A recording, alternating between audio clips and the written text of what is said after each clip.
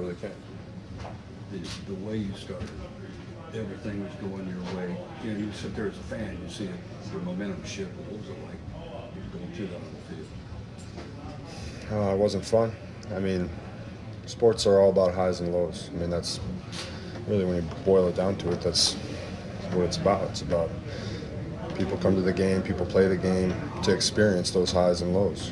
And today we experienced an extreme high early, and then we experienced a hell of a lot of lows as the game went on.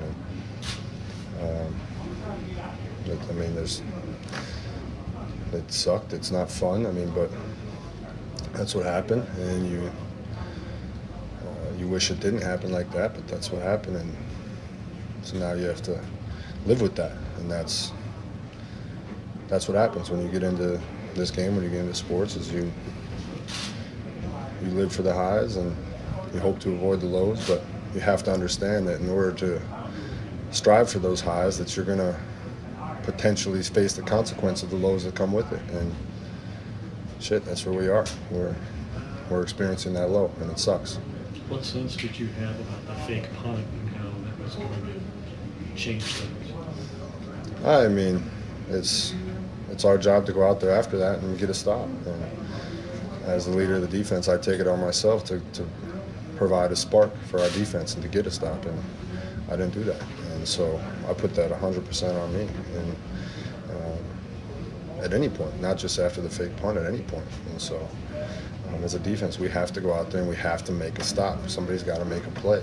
That's the same thing as last week, same thing as any football game. Somebody's got to make a play to change it, especially when momentum swings like that, and we didn't do it. So I put that on my shoulders. How helpless a feeling was it that they scored touchdowns in 7 consecutive possessions? Not good. Not a good feeling. J.J., you always find ways to fuel your fire. I'm guessing that you were going to be ready to go into this offseason. You want to get totally healthy, but it's got to fuel your fire again. Yeah, I mean, there's no, it's not going to be a long break for me. It's going to be back to work pretty quickly, obviously trying to make sure the body's 100%. But there's not going to be a lot of break time, a lot of downtime. It's going to be back to work as quickly as possible. Coming back with the injury today, did you feel was it more difficult on the second week back than it was last second week? I mean, it's still, back when we made the decision to play, we said week 1 or week 2 of the playoffs, the risk level's the same, everything's pretty much the same. So, we try to manage it as best we could, obviously, and we knew that running plays were the higher risk plays. We tried to avoid those, and so we had a good plan for it. But I came out and it's all right. So now we'll just get it back to 100%, which shouldn't be a problem, and go from there. How do you break down the defense? Like you say, you all season long, you missed half of it, but there were stretches where you guys just couldn't make a play, couldn't get a stop, and then that all came in today in one brutal stretch. Yeah, I mean, you have to also give them an incredible amount of credit. I mean, it's a great football team with a great coaching staff, great players. I mean, Patrick Mahomes is an incredible player. Those guys deserve a ton of credit. Kelsey, Tyreek, I mean, those guys all deserve a ton of credit. And then on our side, it's just a matter of making a play. It's a matter of finding a way to break up that momentum, that run that they made, and we didn't do it. I could sit here and try and come up with some answer for you, but we just didn't do it. And so, like I said, I put that on me. How different does it feel to have a 24-point lead against them than any other team? I mean, like I said, the beginning of the game was exactly how you would write it up if you could possibly write it up in a script. I mean, you go up 24-0 on the road in a tough environment, and your special teams making great plays, and then it all fell apart. And so it's, like I said, highs and lows. Highs and lows. Thank you. And many highs here for the Chiefs, as Watt would be lamenting, Mike, everything here on the screen, including the third one from the top. The 5 combined touchdown drives in under 90 seconds apiece. You can have a 24-point lead. Bill O'Brien knew they needed 50 to win. He said it casually and sort of flippantly, but it doesn't make it any less true. Not at all. I mean, obviously, it's an amazing accomplishment, first off, to be in the AFC Championship. I mean, when you look at the season, before the season, you have all these goals, but you know it's a process. And so, obviously, we're very happy that we get to play AFC Championship, get to play it at home with the home fans. But now just going in with the mentality of not coming up short. And we've played the Titans. They're a great football team.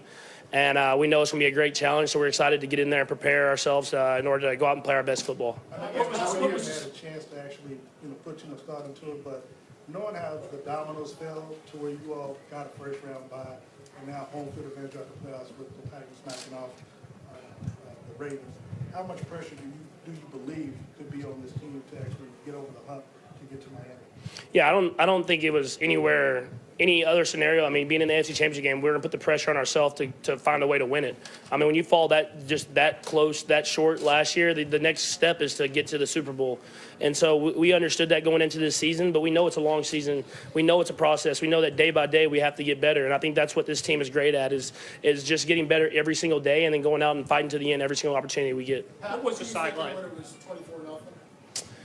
Yeah, I mean, obviously we didn't want to be in that spot, but the biggest thing that I think I was preaching to the team was let's go do something special. Let's go do something special. Everybody's already counting us out. Let's just go play by play and just put our best effort out there. And I mean, obviously I knew as a team we had to everything had to go the right way, but I thought the defense stepped up, special teams stepped up. Offensively, we started making the plays we weren't making, and play by play, we just chipped away at that lead and then got the half and came out the second half and kept firing. Patrick, when did it feel like, okay, we've had drops, we've got turnovers, penalties. When did it feel to you like the role had started to be done? The avalanche was already down the hill. Yeah, I mean, we knew we were killing ourselves. I think that was the biggest thing. The first drive, I think they had messed up on the coverage, and they got a touchdown, their defense. Then as an offense, we had that third down, threw it to Kelsey, who, I mean, caught everything except for that one pass, and he made a play that he usually catches 1,000 times, and then block punt, they scored a touchdown, and then it kind of just snowballed there, and then we got down 24-0, and so we knew that we were still just kind of beating ourselves, and that we needed to go out there and just execute at a higher level as a team. And we knew it was going to be a great challenge with that team that we were playing, but we just went out there and just play by play, just did what we were supposed to do, not try to do too much, and we kind of chipped into that lead. One thing you've done differently today than throughout the years, score a touchdown, you run the length of the field, trying to hype up the fans. Just what was behind that, and if it's those work well one, does it do it a second time, is it the third time? Just what kind of went through your mind to get the fans as involved as you could in the game? Yeah, I mean, it's a difference maker. Having those fans that are loud and are giving us that passion, that momentum, kind of that whole thing, you feel that as a team. And so I wanted to make sure the fans were still in it, making sure they knew that we weren't going to give up. We were going to fight until the end.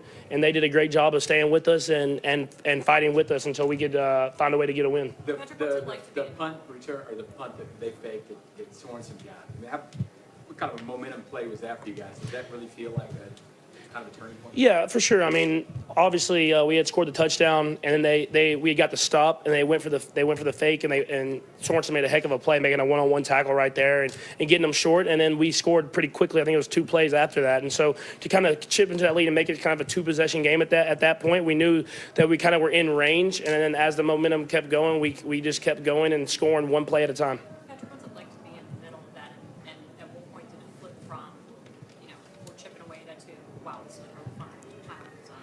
Yeah, I mean, I think as the momentum got in our favor, we realized that, I mean, we were still doing the same things. We were just executing at a higher level. And so we knew that going into this game, there was going to be a challenge. They were going to play man coverage, and we had a lot of great plays called. And I thought guys made plays whenever their opportunity came in the game. How many times have you played Matt and scored 7 straight touchdowns? Not a lot, I would say that. But, I mean, it was an amazing thing. Everything was working. The plays and calls were great. Everybody was getting open versus man coverage, which we've been preaching all year long, and guys were making plays. When you look at your career as a whole, is this the largest deficit that you've come back from? Yeah, for sure. I mean, being down 24-0 in the NFL, you don't win a lot of those games. And so we knew it was still early in the game, like first quarter pretty much, and there was a lot of game left. And I thought the best thing was just seeing everybody's attitude. I mean, everybody obviously wasn't happy, but they knew that we were going to find a way to fight and just fight until the end. And I thought that was the biggest thing that you could see on our sideline was guys wanted another chance to get out there and play. What do you like about the defense? Wait, say it one more time. you haven't needed big offensive production for some time because of the way your defense has been playing. Any wonder on your part how you guys might do once you did need a big number again? No, not necessarily. I mean, I think the biggest thing was when you got guys like Tyreek Hill, Travis Kelce, Sammy Watkins, McCole Hardman, you know that you can score points. It's just about the flow of the game. And I think I've been saying for the last 5, 10, whatever games that you have to read how the game's going. And obviously with how we started the game, offensive, defensive, and special teams, we knew that we had to score points. And so that meant more scrambling around. That meant more taking more chances, taking more shots. And I thought guys made a lot of plays. Patrick, Patrick, with the type of game that Eric Bieniemy called today and Andrew Reid called, what does it say about them and the type of game playing together and what they were able to do sticking to that even after you? Yeah, I think that was the biggest thing is just trusting it, trusting the game plan, not trying to do too much. Like I was saying, we had similar routes open earlier in the game. We just weren't executing and we weren't making the plays. And if that far as that's me not reading it the right way, when I try to go to Tyreek and he got hit pretty hard there when Kelce was open underneath, or some of the drops that we had earlier, we just didn't execute at a high enough level. And I thought the coaches did a good job of trusting us, trusting the game plan, and keep just calling it the way they had been calling it. Patrick, talk